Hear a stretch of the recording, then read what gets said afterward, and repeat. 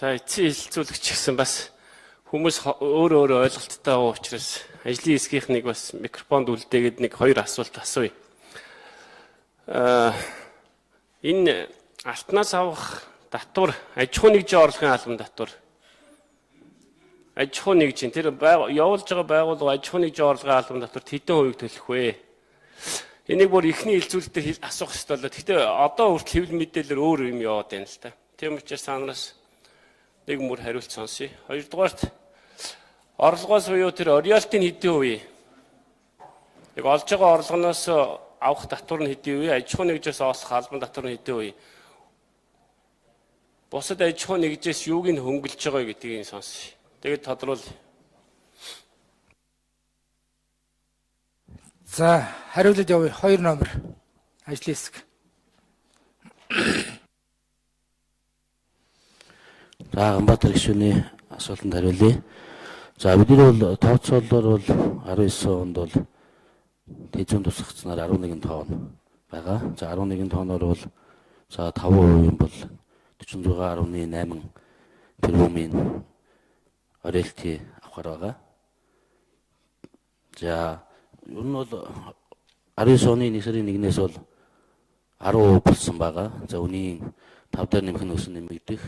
За 1301 онцаалт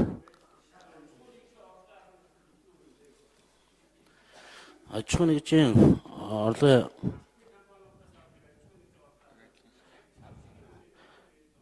энэ дээр бол хэд хэдэн татварууд авдаг юм байдаг шүү. Тийм учраас тэрийг асуугаад байна шүү. Ганцхан оройлтоос гадна бол 10 гаруй одоо татвар авч байгаа. За газрын татвар, усны татвар, за орлогын албан татвар, за тээврийн хэслийн албан татвар, за өсөн нэмэгдэх үйл хөдлөх хөрөнгийн татвар, за агаарын бохирдлын татвар, за уус арьсаа одоо ашигласны бас татвар байгаа. За орлогын албан татвар бол 10%. За 3 тэрбумаас дээш бол одоо 25% татвартай яг зохицуултаараа байгаа. Эдний дээр 3 тэрбумаас дээш нь одоо 3 тэрбум гэж аягүй жоохон мөнгө авахгүй юу? Өөрөөс 3 тэрбумаас дээш орлоготой аж ахуй нэгжүүдийг бол 25 хүртэл авч байгаа. Тэгэхээр ч 25 хүртэл татвартай байгаа байхгүй юу наа чи? Ганбаатар гишүүн 1 минут тодруулъя.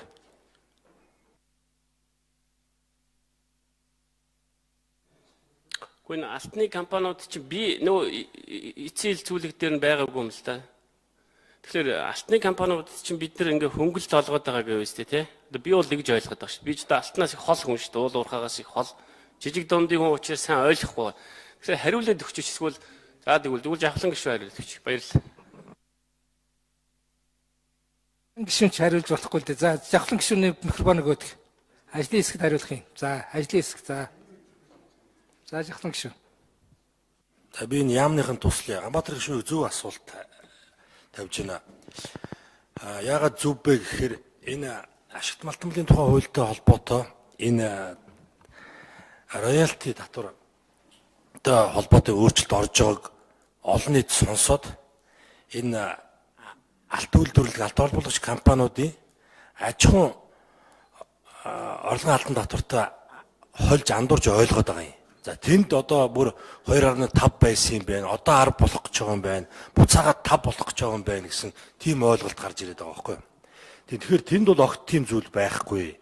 Хэрвээ тийм аж ахуй нэгжийн орлогын албан татварын хууль яригдахаар бол энэ чинь татварын тухай хуультай холбоотой асуудал гарч ирнэ. Тэгэхээр энэ удаа энэ яригдж байгаа асуудал бол татварын тухай хуультай холбоотой зүйл огт байхгүй. Тэгэхээр тэнд аж ахуй нэгжийн орлогын албан татварын хуулийн дээр компаниудыг одоо үйл ажиллагааныхын чиглэлээр нь одоо худалдааны гэдэг юм уу эсвэл одоо